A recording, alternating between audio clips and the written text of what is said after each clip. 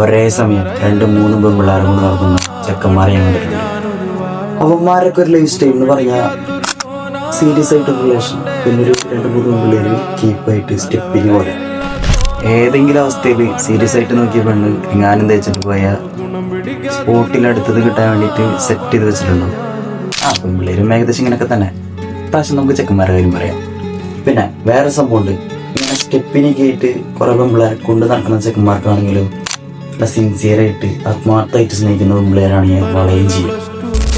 അതേസമയം നമ്മളെപ്പോലുള്ള കുറച്ചെണ്ണമുണ്ട് സീരിയസ് ആയിട്ട് സ്നേഹിക്കാന്ന് വിചാരിച്ച് അത്രയും പ്യുവറായിട്ട് നിൽക്കണ എന്നെപ്പോലുള്ള കുറച്ച് ചെക്കന്മാർ.